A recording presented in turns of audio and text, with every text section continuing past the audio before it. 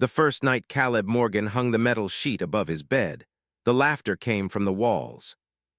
It leaked through the thin plywood of the cabin, rode the wind like smoke, drifted in from the fire pit where the others were drinking cheap beer and telling the same jokes they'd been telling since October. The kind of laughter that wasn't just amusement, but judgment, sharp, dismissive, final.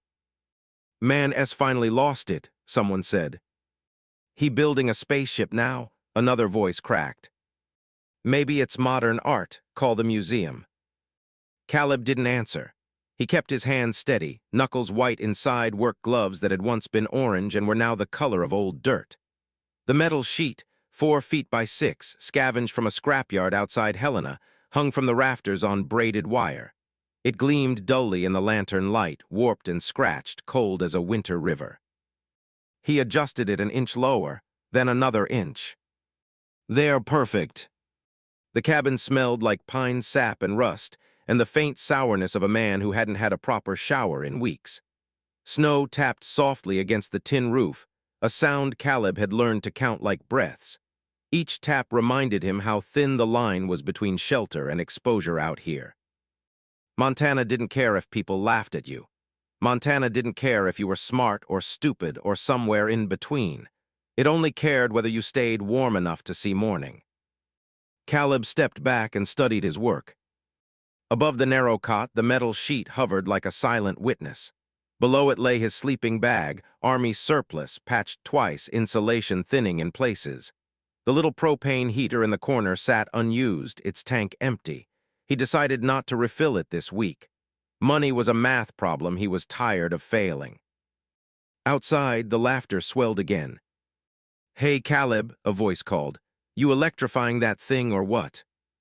Caleb reached up and gave the wire a final twist. "Nah," he said evenly, "just trying something." "Trying what?" the voice asked. Caleb didn't respond. He blew out the lantern and let the darkness settle, thick and familiar. He sat on the cot, boots still on, and listened as the laughter slowly shifted to other topics. Complaints about the cold, stories about jobs lost in Billings, arguments over whose turn it was to fetch more wood. He lay back and stared up at the dark outline of the sheet. This wasn't madness, it was math, it was physics, it was desperation sharpened into focus. Caleb had always been good with systems. Not school, he dropped out of community college halfway through an HVAC certification when his mom got sick, but systems made sense to him. Heat moved, energy transferred, warm air rose, cold air sank. If you understood that, you could cheat winter just a little. And winter was coming hard. 3 weeks earlier, the temperature had dropped so fast it cracked the plastic water jug by his bed. He'd woken to ice on the inside of the cabin window, the frost blooming like white flowers. He remembered lying there, breath fogging the air, thinking about how his mom used to tape plastic over the windows of their trailer in Ohio when the heat bill got too high. "Traps the warmth," she'd said. "Doesn't matter how fancy it looks." She'd been right about a lot of things. Caleb rolled onto his side and pulled the sleeping bag up to his chin. The metal sheet loomed overhead, invisible now but present, like a held breath. He closed his eyes. The laughter outside faded into the background hum of the night. Wind moved through the trees. Somewhere far off, a branch snapped under the weight of snow. He waited for the cold.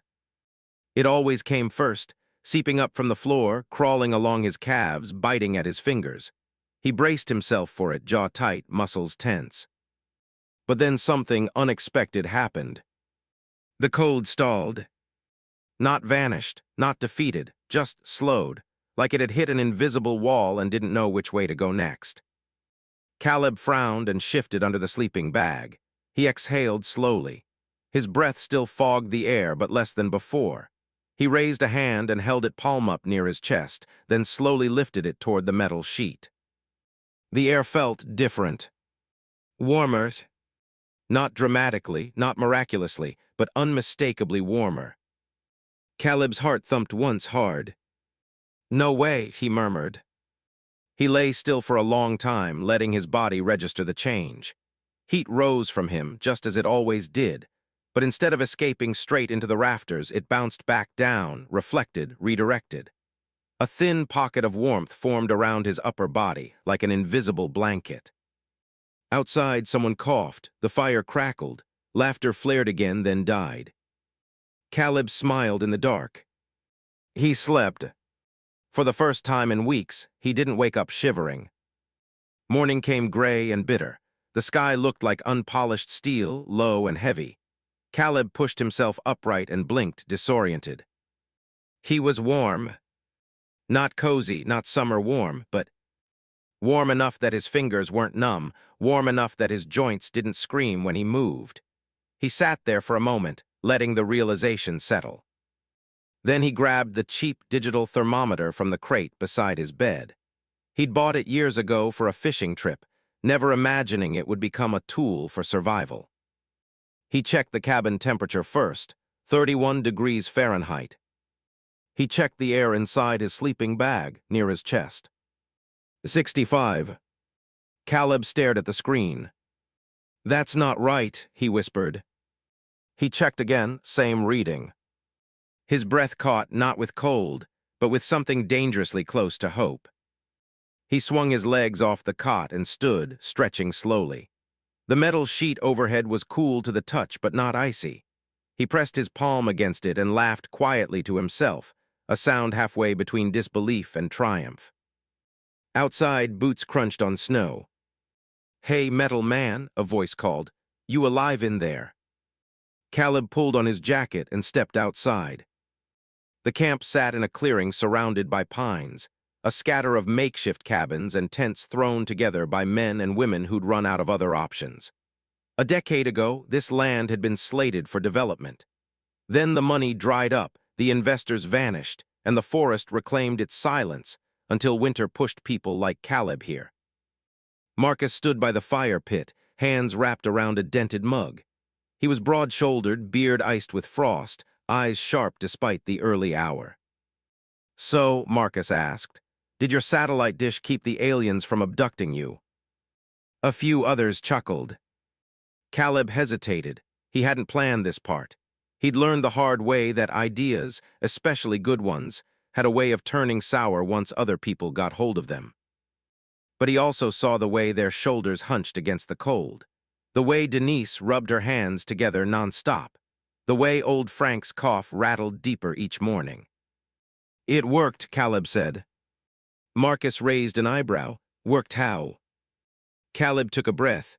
"I slept warmer, a lot warmer." Silence rippled through the group. "Warmer how?" Denise asked. Caleb shrugged, trying to keep his voice level. "Heat rises, the sheet reflects it back down, keeps it from escaping." Frank snorted. "You telling me a piece of junk metal does what a heater ca?" "I'm telling you I was 34 degrees warmer where it mattered," Caleb said. "I measured." Marcus studied him for a long moment. "You serious?" "Dead serious." The wind gusted, sharp as a slap. Someone cursed. Marcus took a step toward Caleb's cabin. "Show me." Caleb led him inside. The others followed, curiosity dragging them forward despite themselves. Inside, the cabin felt noticeably different, still cold but not cruel. Marcus reached up and tapped the metal sheet. "This thing." "That thing." Marcus looked at the cot, the sleeping bag, the thermometer still sitting on the crate. "You saying if I hang one of these in my tent, I won't freeze my ass off tonight?" Caleb met his eyes. "I'm saying you'll sleep better than you have all winter." The room buzzed with something new. Not laughter, not yet. Interest. Outside, the sky darkened, promising another brutal night. And for the first time since winter had settled its weight over the camp, Caleb felt like he wasn't just surviving it. He was outsmarting it. By sundown, the camp had split into two camps of its own. There were the curious, the ones who hovered near Caleb's cabin, asking questions, squinting up at the metal sheet like it might suddenly start talking. And then there were the skeptics, the ones who shook their heads, muttered about snake oil and YouTube nonsense, and doubled up on socks instead. Marcus stood squarely in the middle.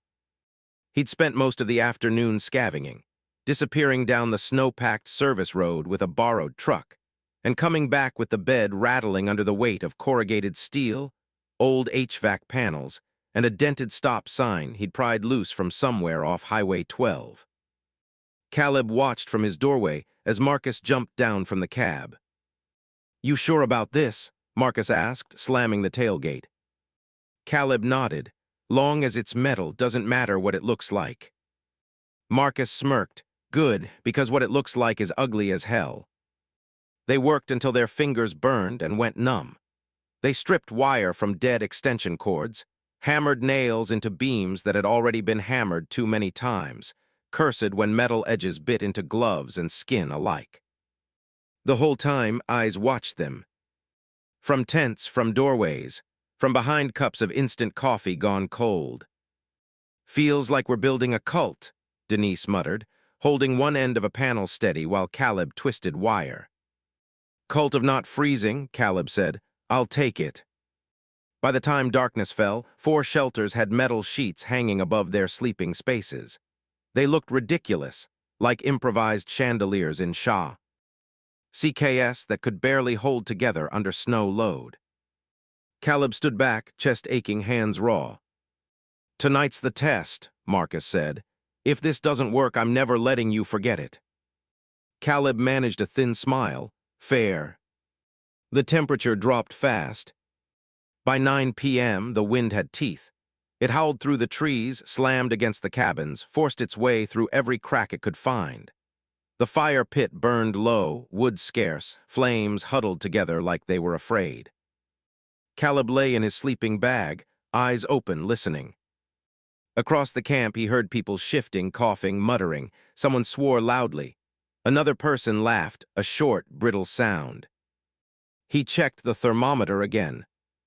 64 degrees. His heart pounded. This wasn't a fluke. He slept lightly, the way you do when you're waiting for something to go wrong. But it didn't. When he woke before dawn, the cabin felt almost gentle. He stepped outside.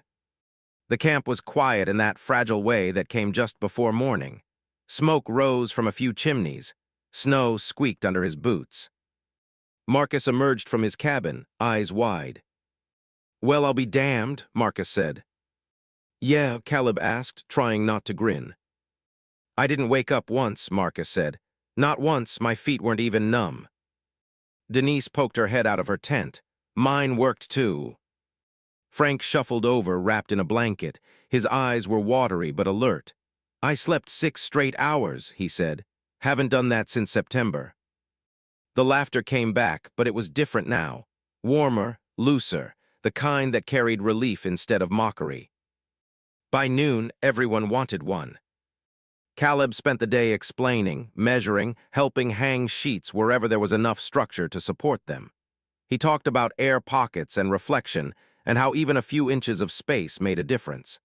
He repeated himself until his voice went hoarse. By nightfall, the camp glittered with metal. It looked like madness from the outside, like desperation dressed up as innovation. But inside those shelters, people slept. Word spread fast, faster than Caleb expected. 2 days later, a pickup rolled into camp bearing a man in a clean parka and boots that had never known mud. He introduced himself as Rick, said he worked with the county. "You the guy with the metal sheets?" Rick asked. Caleb nodded cautiously. Rick smiled thinly. "We've had complaints." That word, complaints, hit like a dropped wrench. "About what?" Marcus demanded. "Safety concerns," Rick said. "Fire hazards, structural risks." "They're not overheaters," Caleb said. "They're just hanging." Rick's smile didn't reach his eyes. "Still unregulated modifications. This land isn't zoned for." "For living," Denise snapped. Rick raised his hands. "I'm just doing my job."